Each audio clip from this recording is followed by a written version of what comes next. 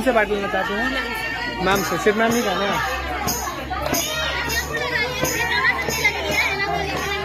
सुनो ना, अभी एक टीका लगा दिया, फिर जाकर ट्यूशन पढ़ेगा कोई दिया।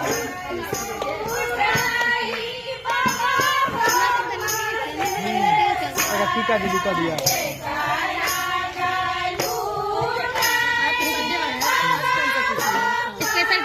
स्पेशल है।